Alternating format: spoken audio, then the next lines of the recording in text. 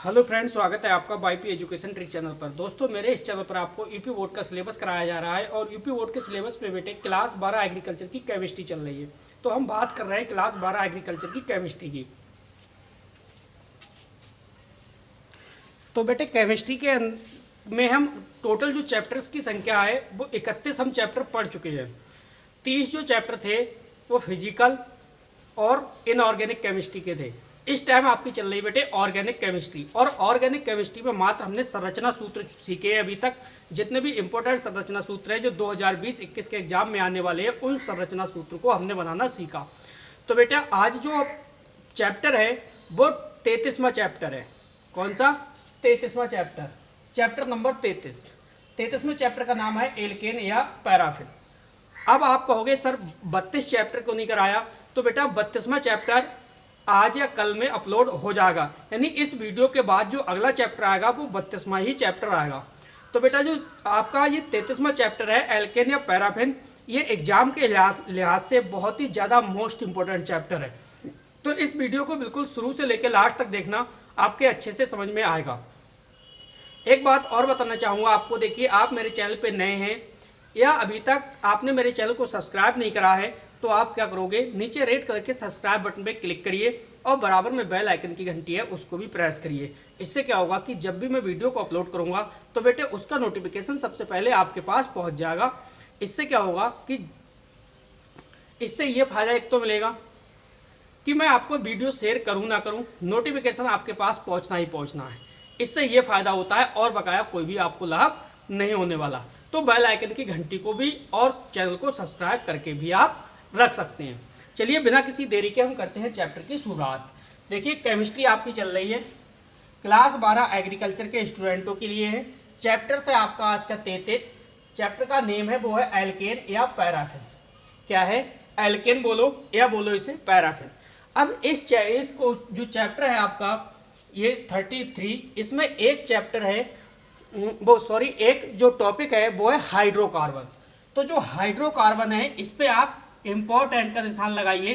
100% आने वाला क्वेश्चन है 2020 और 21 के एग्जाम में हाइड्रोकार्बन्स। तो सबसे पहले हम बात करेंगे कि हाइड्रोकार्बन्स होते क्या है। देखिए मैं आपको बता दूं, जब भी हाइड्रोकार्बन से संबंधित आएगा तो आपको ध्यान रखना है हाइड्रोकार्बन।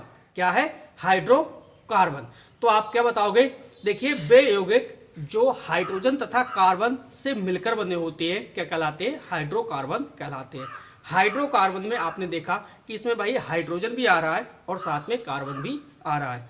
तो आप क्या बताओगे कि बे यौगिक जो हाइड्रोजन तथा कार्बन से मिलकर बने होते हैं क्या कहलाते हैं? हाइड्रोकार्बन कहलाते हैं। अब अगर हम एग्जाम्पल्स में बात करें तो हम ले लेते हैं मेथेन, यानी CH4। आपने देखा CH4 में देखिए कार्बन है और हाइड्रोजन है। देखिए अगर हम ले लें CH4, हम ले लें C2H2 या हम ले लें C2H6 या C3H8। आपने देखा जो ये देखिए मेथेन है, कार्बन और हाइड्रोजन का मिश्रण है। C2H6 हाइड्रोजन और कार्बन है। C3H8 में क्या है? कार्बन और हाइड्रोजन है। तो आप क्या बताओगे? हाइड्रोकार्बन्स की डेफिनेशन आप क्या दोगे कि बे यौगिक या बे कंपाउंड, बे यौगिक जिनमें या जो कार्बन तथा हाइड्रोजन, ये क्या है? देखिए ये आपका बेटा कार्बन है और ये आपका हाइड्रोजन है। तो आप क्या बोलोगे? बे यौगिक जिनमें कार्बन तथा या बे यौगिक जो कार्बन तथा हाइड्रोजन से मिलकर बने होते हैं क्या कहलाते हैं? आपके हाइड्रोकार्बन कहलाते हैं। तो बिल्कुल सिंपल सी बात है, सीधे सीधे अगर हाइड्रोकार्बन की डेफिनेशन आएगी तो हाइड्रोकार्बन की डेफिनेशन आप क्या लिखोगे? बे कार्बनिक यौगिक जो कार्बन तथा हाइड्रोजन से मिलकर बने होते हैं हाइड्रोकार्बन्स कहलाते हैं। एग्जाम्पल्स में मेथेन बोल दो, कुछ भी बोल दो, XYZ, सिर्फ कार्बन और हाइड्रोजन उसके अंदर होना चाहिए, बकाया और भी कुछ नहीं होना चाहिए। चलिए अब देखिए जो शब्द लिखे वो मैं आपको सुनाता हूं। देखिए हाइड्रोकार्बन, हमारी जो हेडिंग है बेटा वो क्या है? हाइड्रोकार्बन है। अब हाइड्रोकार्बन में आपने क्या लिखा कि भाई हाइड्रोकार्बन वे कार्बनिक यौगिक है जो केवल कार्बन तथा हाइड्रोजन, इसमें दो चीजें आपको ध्यान रखनी है, कार्बन और हाइड्रोजन। यानी C फॉर क्या होता है कार्बन और H फॉर क्या होता है हाइड्रोजन।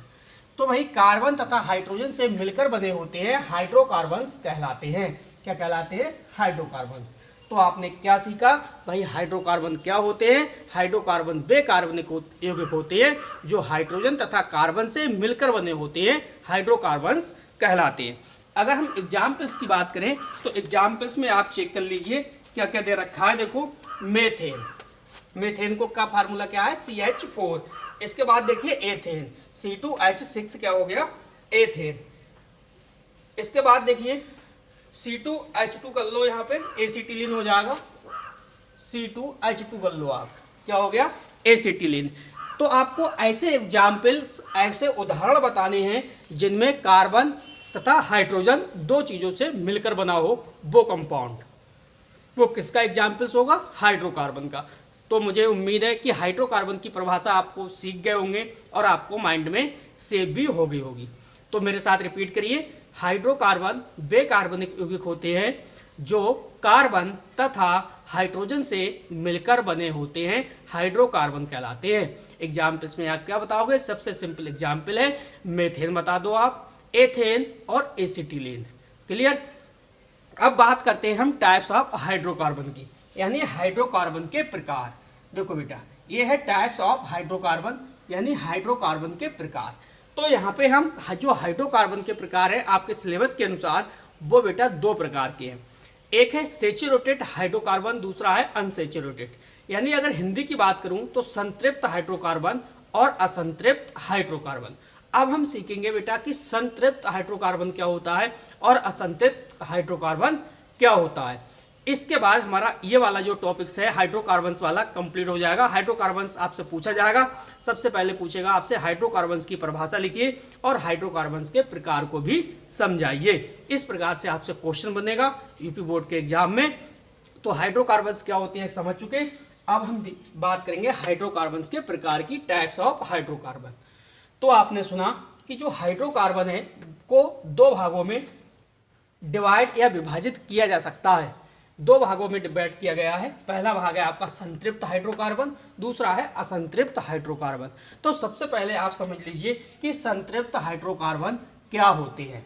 चलिए मैं आपको बताता हूं। देखिए वे यौगिक जिनमें प्रत्येक कार्बन यौगिक जो सिंगल बॉन्ड के द्वारा जुड़ा रहता है वो आपका सेचुरेटेड हाइड्रोकार्बन कहलाता है, यानी संतृप्त हाइड्रोकार्बन कहलाता है। जैसे आपका मेथेन हो सकता है, एथेन हो सकता है और प्रोपेन भी हो सकता है। क्लियर? या होता है ये बोल दो आप। देखो क्या बोलोगे आप संतृप्त हाइड्रोकार्बन में? वे यौगिक जिनमें प्रत्येक कार्बन परमाणु की चारों संयोजकताएं साधारणतः सिंगल बॉन्ड द्वारा जुड़ी रहती हैं, अतः यह कम क्रियाशील होते हैं तथा अति स्थायी यौगिक है, संतृप्त हाइड्रोकार्बन कहलाते हैं। यानी जो कार्बन है, कार्बन की जो चारों वैलेंसीज है, कार्बन की चारों वैलेंसीज है वो सिंगल बॉन्ड के द्वारा जुड़ी रहती हैं। किसके बॉन्ड के द्वारा? सिंगल बॉन्ड के द्वारा। तो वो कैसा यौगिक होगा? संतृप्त यौगिक कहलाएगा, संतृप्त हाइड्रोकार्बन कहलाएगा। ये बेटा कम क्रियाशील होते हैं संतृप्त वाले, तथा अति स्थायी भी होते हैं, अति स्थायी भी होते हैं। क्लियर? अब जहां पे डबल बॉन्ड और ट्रिपल बॉन्ड की बात आएगी तो समझ लेना वो असंतृप्त हाइड्रोकार्बन है।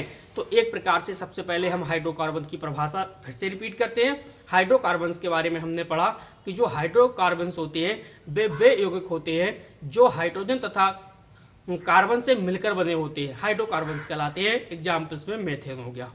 अब बात करेंगे टाइप्स ऑफ हाइड्रोकार्बन्स की। तो हाइड्रोकार्बन्स को दो भागों में डिवाइड किया गया है। एक है संतृप्त हाइड्रोकार्बन, दूसरा है असंतृप्त हाइड्रोकार्बन। संतृप्त हाइड्रोकार्बन की जब भी बात आएगी तो आप बताओगे कि वे यौगिक जिनमें कार्बन की चारों वैलेंसीज हाइड्रोजन के माध्यम से, यानी सीधे सीधे कह सकते हो आप, चारों संयोजकताएं साधारणतः सिंगल बॉन्ड के द्वारा जुड़ी हों। क्या बोलोगे? वे कार्बनिक यौगिक जिनकी चारों संयोजकताएं या कार्बन की चारों संयोजकताएं सिंगल बॉन्ड के द्वारा जुड़ी रहती हैं, अतः जुड़ी रहती हैं। सीधे सीधे बोल सकते हो, ये अतः वाला पॉइंट बाद में भी आप बोल सकते हो। इतना बता दोगे ना तो भी आपको मार्क्स मिलेगा, तो भी आपका गलत नहीं होगा कि वे यौगिक जिनमें प्रत्येक कार्बन परमाणु की चारों संयोजकताएं साधारणतः सिंगल बॉन्ड के द्वारा जुड़ी रहती हैं संतृप्त हाइड्रोकार्बन कहलाते हैं। अगर आप इतना लिख दोगे तो भी आपका कोई भी नंबर नहीं काट सकता। एग्जाम्पल में लिख देना मेथेन, एथेन और प्रोपेन। क्लियर? इस प्रकार से देखिए सिंगल बॉन्ड के द्वारा ये ऐड है। अब हम बात करेंगे असंतृप्त हाइड्रोकार्बन की। तो बेटा वीडियो आपको पसंद आती है तो प्लीज़ वीडियो को लाइक करिए और ज़्यादा से ज़्यादा अपने दोस्तों में वीडियो को शेयर भी कीजिए। चलिए बेटे आगे समझिए असंतृप्त हाइड्रोकार्बन। तो असंतृप्त हाइड्रोकार्बन में आपको क्या बताना है कि वे सभी यौगिक जिनमें कार्बन के परमाणु द्विबंध या त्रिबंध, यानी बेकार्बनिक, आप बोलोगे बेकार्बन के परमाणु द्विबंध या त्रिबंध द्वारा जुड़े रहते हैं असंतृप्त हाइड्रोकार्बन कहलाते हैं। सीधे सीधे आप अपनी लैंग्वेज में बोल दो तो भी कोई समस्या नहीं होगी कि वे सभी यौगिक जिनमें कार्बन के परमाणु डबल बॉन्ड या ट्रिपल बॉन्ड के माध्यम से जुड़े रहते हैं असंतृप्त हाइड्रोकार्बन कहलाते हैं। क्या बोलोगे आप? बेकार्बनिक यौगिक जिनमें सभी कार्बन परमाणु डबल बॉन्ड या ट्रिपल बॉन्ड के माध्यम से जुड़े रहते हैं असंतृप्त हाइड्रोकार्बन कहलाते हैं। समझिए बोर्ड पे देखो वो कह रहा है संतृप्त हाइड्रोकार्बन। हेडिंग क्या है आपकी? सॉरी, असंतृप्त हाइड्रोकार्बन। क्या है? असंतृप्त हाइड्रोकार्बन। तो असंतृप्त हाइड्रोकार्बन में देखिए वे सभी यौगिक जिनमें कार्बन के परमाणु द्विबंध, द्विबंध का मतलब डबल बॉन्ड, त्रिबंध का मतलब ट्रिपल बॉन्ड, यानी डबल बॉन्ड या ट्रिपल बॉन्ड के द्वारा जुड़े रहते हैं असंतृप्त हाइड्रोकार्बन कहलाते हैं। एग्जाम्पल्स की बात करें तो एथीन। चलिए एग्जाम्पल्स में आप समझिए एथीन। अब आपको एथीन को देखिए मैं डबल बॉन्ड के द्वारा रिप्रेजेंट कर रहा हूं। डबल बॉन्ड इस तरह से इसका एग्जाम्पल मिलेगा, डबल बॉन्ड के माध्यम से जुड़े रहते हैं तो वो क्या कहलाएंगे? असंतृप्त हाइड्रोकार्बन।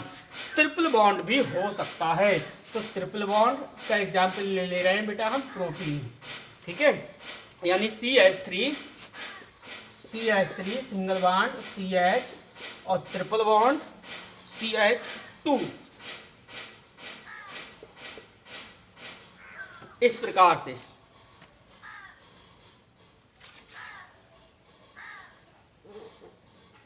तो आपने देखा कि भाई वो क्या कह रहा है, वे सभी यौगिक जिनमें कार्बन के परमाणु द्विबंध या त्रिबंध द्वारा जुड़े रहते हैं असंतृप्त हाइड्रोकार्बन कहलाते हैं। एग्जाम्पल में एथीन और प्रोपीन।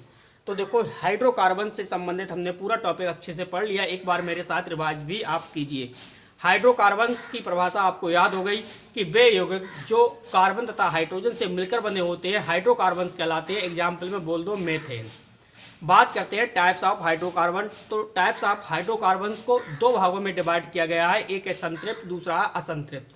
संतृप्त हाइड्रोकार्बन में आपने क्या बताया कि वे कार्बनिक यौगिक जो जिनमें कार्बन की चारों संयोजकताएं सिंगल बॉन्ड के द्वारा जुड़ी होती हैं संतृप्त हाइड्रोकार्बन कहलाते हैं, और संतृप्त वाले कम क्रियाशील होते थे, ये आपको पता है। एग्जाम्पल्स में आपने बताया methane, ethane, propane. Clear? Carbon और हाइड्रोजन से मिलकर बने होते थे। अब हम बात करेंगे असंतृप्त। तो असंतृप्त में आपने बताया, देखिए वे सभी यौगिक जिनमें कार्बन के परमाणु डबल बॉन्ड और ट्रिपल बॉन्ड, वे सभी कार्बनिक यौगिक जिसमें कार्बन के परमाणु डबल बॉन्ड या ट्रिपल बॉन्ड के माध्यम से जुड़े होते हैं असंतृप्त हाइड्रोकार्बन कहलाते हैं। एग्जाम्पल में एथीन और प्रोपीन। तो बेटा हाइड्रोकार्बन्स का टॉपिक कंप्लीट हुआ। अब हम बात करेंगे मेथेन की। चलिए बेटे अगला जो हमारा टॉपिक्स है वो है प्रयोगशाला में मेथेन गैस को बनाना। प्रयोगशाला में क्या बनाना है? Methane gas. तो अच्छे से हम प्रयोगशाला में मेथेन गैस को बनाना सीखेंगे। समझिए आप, देखो बेटा हेडिंग जो है हमारी मेन हेडिंग है वो यही है, प्रयोगशाला में मेथेन गैस बनाने की विधि। अब प्रयोगशाला में मेथेन गैस बनाने की विधि के बारे में बात करेंगे, और सबसे पहले हम बात करेंगे इसकी डायग्राम की। तो डायग्राम में आपको दो चीज़ें बनानी होंगी। पहला आपको देखिए इस प्रकार से एक स्टैंड लेना होगा, ये एक स्टैंड लेना होगा। फिर आपको हीट करने के लिए इन बॉक्स एक बनाना पड़ेगा। यहाँ पे स्पिरिट रखी होती है, ये जलाने पे ये जो ऊपर वाली परख नली है ये गर्म की जाती है। ये देखिए आग जल रही है और ये बॉयल हो रहा है, उबल रहे हैं अणु, ठीक है। गर्म होने पे ये उबल रहा है पानी।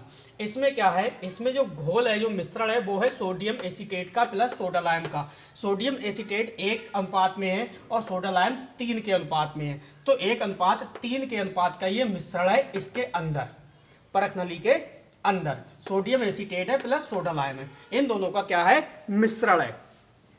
और यहाँ पे ये आप स्प्रेट रखी होती है, यहाँ पे जब आप जलाते हो तो ये जलने पे ये हीट होती है, गर्म होती है, तो बुलबुले देने लगती है। क्लियर।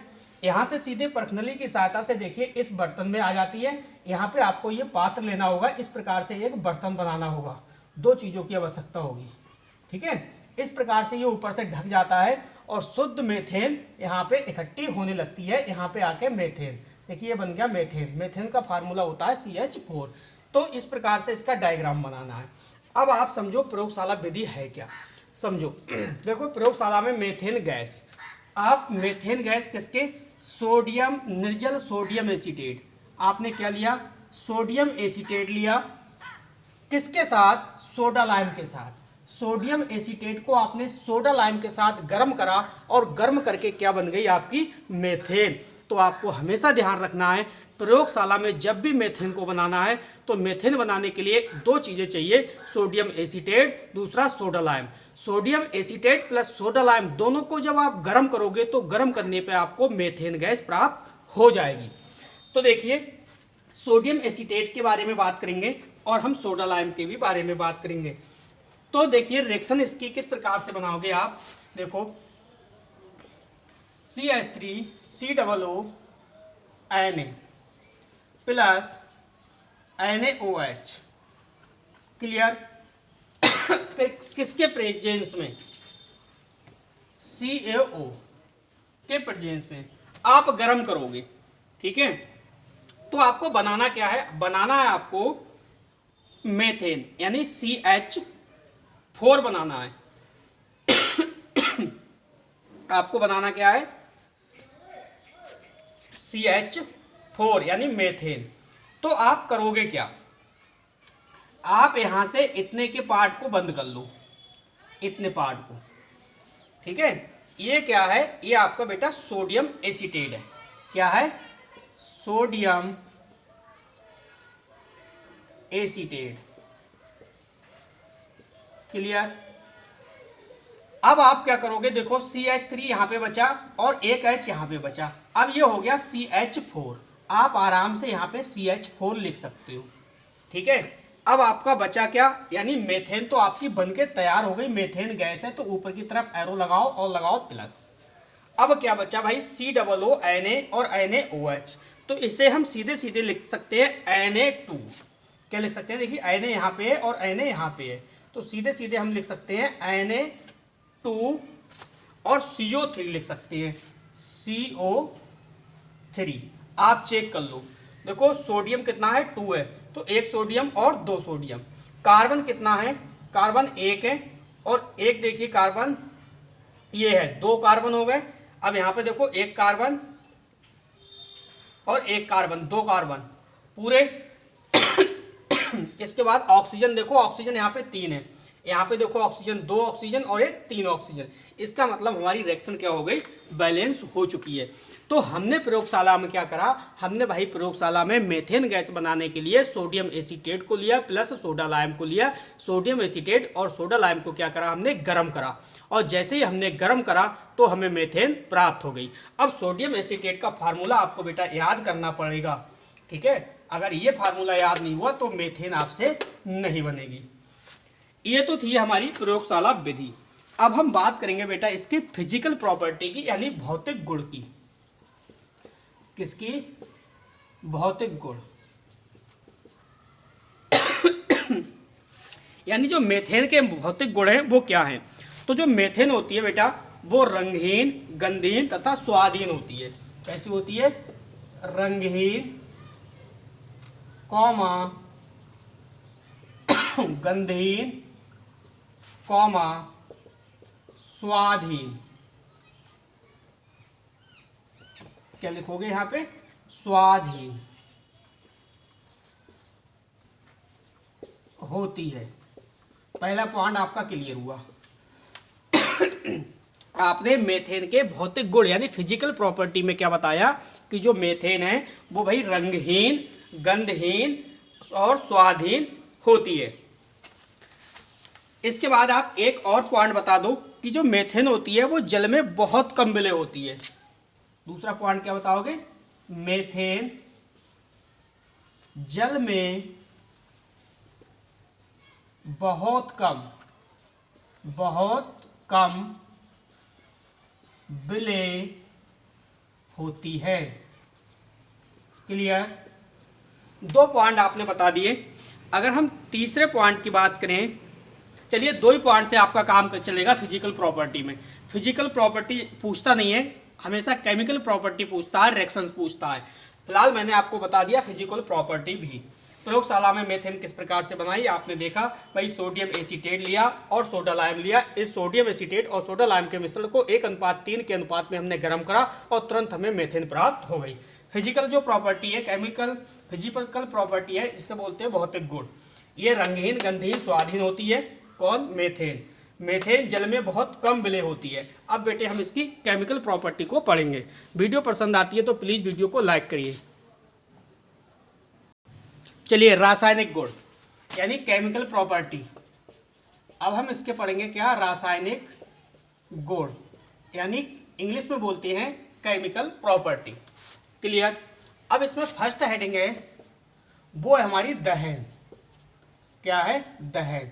अगर आप दहन नाम ना दो तो ओ आर करके क्या कर सकते हो आप, वायु की उपस्थिति में, वायु की उपस्थिति में भी आप लिख सकते हो।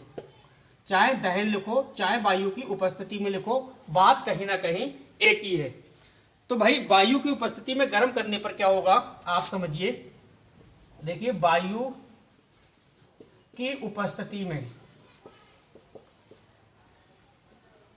वायु की उपस्थिति में गर्म करने पर, जैसे ही वायु की उपस्थिति में गर्म करोगे तो भाई कार्बन डाइऑक्साइड यानी CO2 प्लस H2O तथा कर लो यहाँ पे बेटा, तथा H2O यानी जल बनते हैं।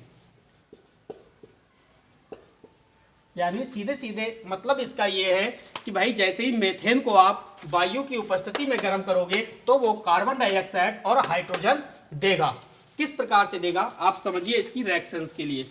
देखिए भाई मेथेन का क्या फार्मूला होता है, CH4 प्लस ऑक्सीजन का होता है O2। क्लियर। अब आप देख सकते हो भाई C इसमें है और O2 ये है, तो भाई कार्बन डाइऑक्साइड यानी CO2 आपका बन गया। अब यहाँ पे क्या बचा, H बचा। H बचा, ऑक्सीजन तो बढ़ जाएगा बैलेंस करने के लिए, तो H2O भी बन जाएगा। H2O ये कार्बन डाइऑक्साइड और ये आपका जल। अब आप रिएक्शन को बैलेंस कर लो भाई, कार्बन सिंगल है तो यहाँ पे भी कार्बन सिंगल है, हाइड्रोजन यहाँ पे 4 है तो यहाँ पे 2 है, तो आप क्या करोगे भाई यहाँ पे 2 लगा लो, 2H2O कर लो, तो हाइड्रोजन तो पूरे हो गए। अब आप ऑक्सीजन देखो, ऑक्सीजन कितना है, 2 है, तो यहाँ पे 2 ऑक्सीजन और 2 2 4 ऑक्सीजन, ऑक्सीजन उस साइड ज़्यादा तो आप 2 यहाँ पे लगा लो, तो ऑक्सीजन भी आपकी बैलेंस हो गई। ठीक है। अब ये कार्बन डाइऑक्साइड है, गैस है, तो आप एरो ऊपर की ओर लगा लो। क्लियर। पहली हो गई दहन। अब हम सेकेंड रिएक्शन की बात करेंगे। अब दूसरी जो हेडिंग आएगी वो आएगी वायु की अनुपस्थिति में। किसकी, वायु की अनुपस्थिति में, अनुपस्थिति में और अगर हम इसे दूसरा नाम दें तो दूसरा नाम दे सकते हैं ऊष्मीय विघटन। क्या दे सकते हैं बेटा इसे, ऊष्मीय विघटन। ऊष्मीय विघटन हम किसका करेंगे, मेथेन का। तो देखिए आप इसमें क्या लिखोगे, आप इसमें लिखोगे मेथेन को 1000 डिग्री सेंटीग्रेड वायु की अनुपस्थिति में, मेथेन को 1000 डिग्री सेंटीग्रेड पर या तक कर लो, तक वायु की अनुपस्थिति में वायु की अनुपस्थिति में गर्म करने पर यह, अनुपस्थिति में गर्म करने पर यह क्या देगा, कार्बन तथा हाइड्रोजन में, कार्बन तथा हाइड्रोजन में विच्छेदित हो जाएगा, विच्छेदित हो जाता है। क्लियर? तो आप समझिए भाई, जो सेकेंड रिएक्शन है वो क्या है, वायु की अनुपस्थिति में, चाहे आप वायु की अनुपस्थिति में बोलो या बोलो सीधे ऊष्मीय विघटन। ऊष्मीय विघटन किसका? मेथेन का। जब मेथेन का ऊष्मीय विघटन होगा तो क्या बनेगा?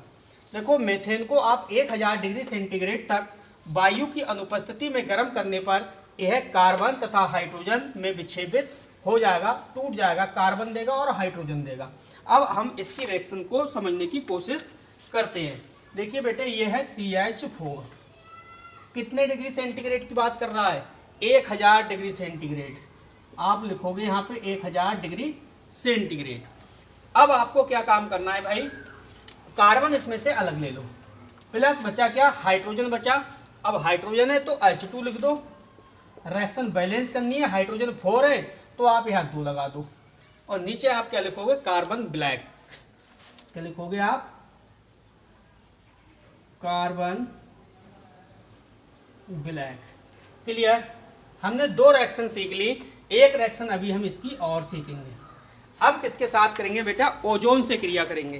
किसके साथ? ओजोन से क्रिया। तो बेटा वीडियो लाइक नहीं करा तो प्लीज़ वीडियो को लाइक करिए। चलते हैं अब आगे की ओर। चलिए बेटे, अगली जो हेडिंग्स है हमारी वो है ओजोन से क्रिया।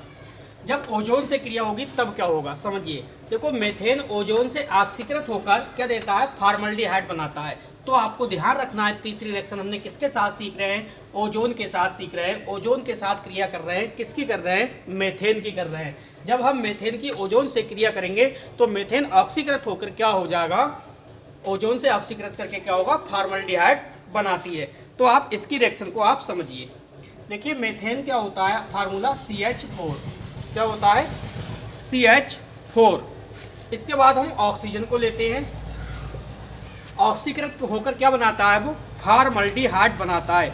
और फॉर्मल्डिहाइड का जो फार्मूला होता है वो होता है HCHO। HCHO। H2 हमने यूज कर लिया और एक O और एक कार्बन हमने यूज कर लिया। अब हम इसमें एक और भी बना सकते हैं, हम प्लस में जल भी बन जाएगा इसमें अभी, और कार्बन डाइऑक्साइड फिर गैस भी निकल जाएगी। नहीं, ऑक्सीजन निकलेगी, कार्बन डाइऑक्साइड नहीं बेटा, ऑक्सीजन। रिएक्शन को हम बैलेंस करके देख ले रहे हैं भाई। जो कार्बन देखो एक है इधर और इधर भी कार्बन एक है। हाइड्रोजन कितने हैं? 4 हैं, और यहाँ पे 1 2 और 2 4 हैं। हाइड्रोजन भी हमारे पूरे हैं। ऑक्सीजन चेक करिए, ऑक्सीजन 3 है और यहाँ पे कितना है? 1 2 और 2 4, यानी ऑक्सीजन में कमी है। तो सबसे पहले हम यहाँ पे 2 लगा के चेक कर रहे हैं। 2 3 कितने हो गए? 6 ऑक्सीजन हो गए। कितने? 6। और यहाँ पे कितने रह गए? 1 2 2 4। तो आप क्या करोगे? ऑक्सीजन बैलेंस करने के लिए आप यहाँ पे भी 2 लगा दो। तो देखो 2 2 कितना हुआ? 4, और 1 5 और 1 6, और 2 3 6। इस प्रकार से आपने क्या काम करा कि भाई मेथेन की ओजोन से क्रिया कराई। तो मेथेन ओजोन से ऑक्सीकृत होकर क्या देता है? फॉर्मल्डिहाइड देता है। ये आपका फॉर्मल्डिहाइड बनके तैयार हो गया और ऑक्सीजन गैस बाहर निकल गई। अब हम सीखेंगे इसके यूजेस, यानी जो मेथेन का उपयोग है वो कैसे करोगे। यूजेस को हिंदी में कहते हैं उपयोग। किसके उपयोग बेटा सीख रहे हैं हम? मेथेन के। तो आप समझिए। देखो, मेथेन का उपयोग घरेलू ईंधन के लिए किया जाता है। घरेलू ईंधन के काम में आती है मेथेन। दूसरा पॉइंट है कि हाइड्रोजन के औद्योगिक उत्पादन में, तो हाइड्रोजन के औद्योगिक उत्पादन में भी मेथेन का इस्तेमाल किया जाता है। नेक्स्ट पॉइंट है कार्बन ब्लैक तथा छापे की स्याही के निर्माण में। तो कार्बन ब्लैक तथा छापे के निर्माण में भी मेथेन का उपयोग किया जाता है। अब हम मेथेन का संरचना सूत्र की बात करें तो आपको संरचना सूत्र तो बिल्कुल सरल है। CH4 इसका क्या होता है? अणु सूत्र होता है। और इसके साथ संरचना सूत्र इस प्रकार से आपका अगर पेपर में आ जाए तो आप बना लेना। कार्बन की चारों वैलेंसी से एक एक हाइड्रोजन को ऐड कर देना है। क्लियर? तो इस प्रकार से हमने मेथेन को सीख लिया। अब आगे हम चलेंगे और सीखते हैं एथेन के लिए। तो बेटा वीडियो को थोड़ा लंबा हो जाएगा, आप आराम से देखिए, कोई भी आपको प्रॉब्लम नहीं आएगी। वीडियो को लाइक करिए और अपने दोस्तों में शेयर भी कीजिए। चलिए बेटे, अगला क्वेश्चन हम सीख रहे हैं वो है प्रयोगशाला में एथेन गैस का निर्माण। प्रयोगशाला में एथेन गैस को किस प्रकार से आप बनाओगे? तो मेथेन और एथेन जो डायग्राम है बिल्कुल सेम रहेगा, यानी आपको क्या चीज़ हटाना है क्या एथेन में वो मैं बता रहा हूँ, वो बता दूंगा। और डायग्राम मैं इसमें एथेन का नहीं बनाने वाला, मेथेन का ही डायग्राम काम करेगा। जिसने मेथेन का बना लिया उसने समझो एथेन का डायग्राम बना लिया। क्या चेंजेस करनी है वो मैं आपको बता दूंगा, तो आप समझिए। जो आपकी प्रयोगशाला में दी है, देखिए प्रयोगशाला में एथेन गैस का निर्माण करना है, तो इसे देखिए, इसमें आप कैसे एथेन गैस का निर्माण करोगे तो उसे समझ लीजिए। दो चीज़ें इसके लिए चाहिए एथेन को बनाने के लिए, एक है सोडियम प्रोपेनेट, क्या है देखिए सोडियम प्रोपेनेट, और दूसरा है सोडा लाइम। क्या है? Soda lime. सोडियम प्रोपेनेट तथा सोडा लाइम के मिश्रण को गर्म करोगे तो आप आराम से एथेन को बना सकते हो। सोडियम प्रोपेनेट तथा सोडा लाइम, सोडियम प्रोपेनेट तथा सोडा लाइम। ध्यान रखना, एथेन गैस का निर्माण करने के लिए या एथेन गैस बनाने के लिए प्रोपेनेट तथा सोडा लाइम, सोडियम प्रोपेनेट तथा सोडा लाइम। अब आपको क्या करना है, देखिए सोडियम प्रोपेनेट का सबसे पहले आपको फार्मूला पता होना चाहिए। जो सोडियम प्रोपेनेट का फार्मूला होता है वो आपको लिखना होगा C2H5COO ये है सोडियम प्रोपेनेट का फार्मूला। प्लस जो सोडा लाइम है उसके बारे में भी आप समझ लीजिए। देखिए NaOH, जो सोडा लाइम है उसका क्या होता है बेटा, देखिए सोडा लाइम का होता है NaOH प्लस CaO, ये होता है। क्लियर? Soda lime. तो आप क्या लिखोगे, NaOH लिख लिया और इस एरो के ऊपर क्या लिखोगे आप, CaO। क्लियर? यानी सोडियम प्रोपेनेट और सोडा लाइम की उपस्थिति में आपको क्या बनाना है बेटा, आपको बनाना है एथेन। तो आप सीधे सीधे कट कहां से मारोगे, यहां से आप कट मार लीजिए इतना। क्लियर? अब यहां पे देखो C2 है तो आप यहां पे C2 लिख दो। H5 है, एक H यहां से ले लो तो आपका कितना हो गया, H6 हो गया। इसके बाद क्या बचा, Na2 कर दे रहे हैं और CO कर दे रहे हैं 3, यानी प्लस Na2CO3। रिएक्शन बिल्कुल बैलेंस है, आप चेक करिए। भाई कार्बन कितना है, 2 है, तो भाई एक कार्बन नहीं, कार्बन कितना है यहाँ पे 2 और एक 3 कार्बन है, तो 2 कार्बन और एक 3 कार्बन यहाँ पे है, 3 कार्बन यहाँ पे है। देखिए 2 कार्बन और एक 3 कार्बन। हाइड्रोजन की बात करें तो 5 हाइड्रोजन और एक 6 हाइड्रोजन, तो हाइड्रोजन भी कितने हैं, 6 हैं। सोडियम देखिए 2 हैं, तो Na1 और एक 2। हाइड्रोजन कितना, वो ऑक्सीजन देखिए ऑक्सीजन 3 है, तो 2 और एक 3, यानी रिएक्शन हमारी बिल्कुल बैलेंस है। तो हमने क्या सीखा, प्रयोगशाला में एथेन का निर्माण कैसे कर लिया, समझिए। हमने दो चीजें हमने पता की, एक हमने पता किया सोडियम प्रोपेनेट लिया और सोडा लाइम लिया। तो sodium propanate plus soda lime दोनों का हमने मिश्रण को क्या करा, गर्म करा। जब गर्म करा तो हमें मिश्रण गर्म करने पे क्या मिल गया, एथेन प्राप्त हो गया। ये देखिए एथेन का फार्मूला है। क्लियर? अब डायग्राम में आपको क्या चेंजेस करनी है, जैसे आप परख नली बनाते थे इस तरह से, और इस परख नली पे स्टैंड लगा के आप यहाँ से क्या करते थे, हीट देते थे, और हीट करने पे ये जो परख नली में जो मिश्रण था, ये मिश्रण है, इस मिश्रण को चेंजेस करनी है। क्या लिखना है वहाँ पे, जहाँ पे आपने पिछली बार सोडियम एसीटेट लिखा था वहाँ पे सोडियम प्रोपेनेट लिखना है। यहाँ पे क्या लिखना है, ये लिखना है sodium propanate plus soda lime. Clear? और पिछले वाले में क्या लिखा था, सोडियम एसीटेट, यानी मेथेन में आपने मिश्रण लिखा था sodium acetate plus soda lime, कितने के अनुपात में, 1:3 के अनुपात में, वो हटाना है और सोडियम प्रोपेनेट तथा सोडा लाइम को आपको यहाँ पे लिखना है, और डायग्राम बिल्कुल आपका सेम रहेगा। अब हम बात करेंगे जो एथेन है उसका फिजिकल प्रॉपर्टी की, यानी भौतिक गुण। तो आप इसके भौतिक गुण पहले समझ लीजिए, यानी जो एथेन के भौतिक गुण है उसका फर्स्ट पॉइंट समझिए। देखो बेटे, एथेन एक रंगहीन तथा गंधहीन गैस है, जबकि आपने देखा जो मेथेन थी वो रंगहीन, गंधहीन और स्वादहीन भी थी साथ में। लेकिन एथेन एक रंगीन तथा गंधहीन गैस है। सेकंड पॉइंट है, यह जल में बहुत कम मात्रा में घुलती है। किसमें?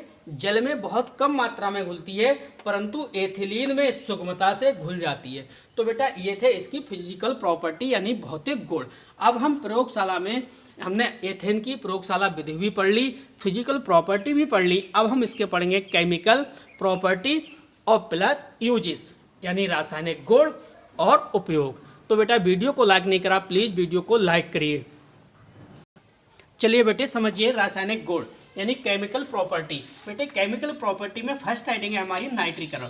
तो नाइट्रीकरण के बारे में सबसे पहले हम समझेंगे। नाइट्रीकरण में आप समझिए, यह गैस 400 डिग्री सेंटीग्रेड पर, कौन सी गैस बेटा? Ethane gas. यानी एथेन गैस 400 डिग्री सेंटीग्रेड पर HNO3 की वाष्प से क्रिया करके, किसकी? HNO3 क्या है? नाइट्रिक एसिड, यानी नाइट्रिक एसिड की वाष्प से क्रिया करके नाइट्रोएथेन बनाती है। तो बेटा हम रिएक्शंस को आपको समझाते हैं, रिएक्शन के बारे में समझिए। देखिए लिखोगे आप CH3 CH2H, किसकी? HNO3 की। यानी सीधे सीधे हम लिख ले रहे हैं, पहले HO और NO2 तोड़ के लिख रहे हैं। जब हम तोड़ के लिखेंगे तो रिएक्शन हमारी अच्छे से समझ में आ जाएगी। अब हमें क्या काम करना है, इतना पोर्शन आप कर लो अलग, क्लियर? तो आपका क्या बनाना है? आपको नाइट्रोएथेन यानी C2, क्या बनाना है? नाइट्रोएथेन C2H5NO2, C2H5NO2 प्लस बचा क्या? H2O, ये आपका बना नाइट्रोएथेन। ये जो आपका है ये क्या है? नाइट्रोएथेन। और ये क्या है आपका? Nitric acid. ये है आपका नाइट्रिक एसिड, क्लियर? और ये आपका एथेन। तो समझिए आप रिएक्शन आपकी बैलेंस है, ठीक है? तो नाइट्रीकरण के रिएक्शन में आपने क्या सीखा कि भाई जब एथेन गैस है उसे 400 डिग्री सेंटीग्रेड पर, किसकी? भाई 400 डिग्री सेंटीग्रेड भी तो है, तो एरो के आप ऊपर आप लिखोगे 400 डिग्री सेंटीग्रेड। तो 400 डिग्री सेंटीग्रेड पर HNO3 की वाष्प से क्रिया करके आपको नाइट्रोएथेन मिल गई। ये आपका नाइट्रोएथेन है, क्लियर? अब हम सेकेंड रिएक्शन के बारे में समझेंगे। सेकेंड रिएक्शन है वो हेडिंग है हमारी तापीय अपघटन। तो बेटा आप तापीय अपघटन के बारे में भी समझ लीजिए। यह 500 डिग्री सेंटीग्रेड वायु की अनुपस्थिति में गर्म करने पर एथिलीन क्या देता है? एथिलीन तथा हाइड्रोजन में अपघटित हो जाता है। तो 500 डिग्री सेंटीग्रेड की बात कर रहा है और वायु की अनुपस्थिति में। चलिए भाई इसकी भी रिएक्शन को हम सीखते हैं।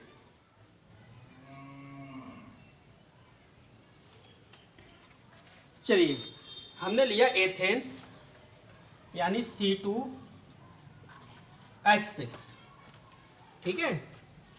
C2H6 कितना डिग्री कह रहा है वो?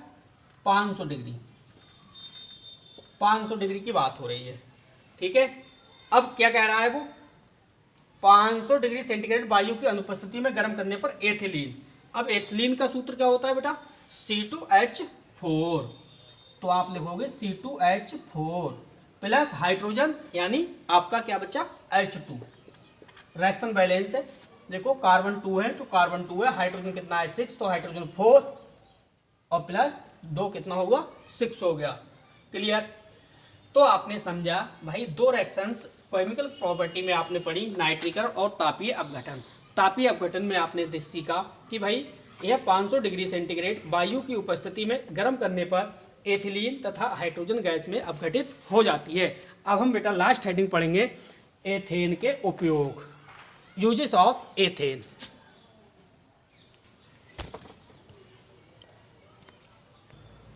चलिए आप समझिए एथेन के उपयोग, ठीक है? स्टैंड ढीला था इसलिए स्टैंड तिरछा हो गया था, कोई बात नहीं है, आप समझिए, अपने काम पे आप ध्यान दीजिए।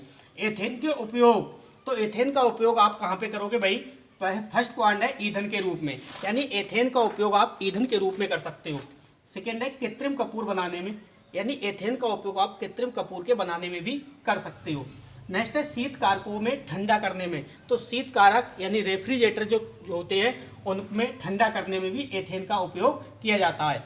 अब हम एक चीज़ और सीखेंगे, इसका सीखेंगे हम संरचना सूत्र, क्योंकि 1 नंबर में संरचना सूत्र भी पूछा जा सकता है। ठीक है। तो सामान्य सूत्र आपको पता होना चाहिए, सामान्य सूत्र यानी अणु सूत्र आपको पता होना चाहिए। अणु सूत्र होता है C2H6। अब आपने देखा C2, तो C2 कितना है, कार्बन कितने हैं, 2 हैं, हाइड्रोजन कितना है, 6 है, वही 1 हाइड्रोजन, 2 हाइड्रोजन, 3 और 4, 5 और 6। सीधे से आप चारों दिशाओं में जल्दी से हाइड्रोजन को लगा दीजिए। तो इस प्रकार से ये आपका देखिए एथेन का संरचना सूत्र बन के तैयार हो गया। अब हम बात करेंगे एल्केन या पैराफिन है, इसका सामान्य सूत्र। इसका सामान्य सूत्र भी 1 नंबर में पूछा जा सकता है।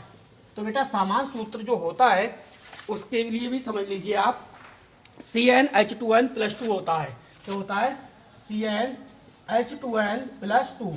1 नंबर में पूछा जा सकता है, 1 नंबर में कुछ भी पूछा जा सकता है। एथेन का उपयोग भी पूछ सकता है, संरचना सूत्र भी पूछ सकता है और सामान्य सूत्र भी पूछ सकता है। तो बस बेटा इस वीडियो में इतना ही था। वीडियो देखने के लिए आपका बहुत बहुत धन्यवाद। आपका दिन शुभ हो।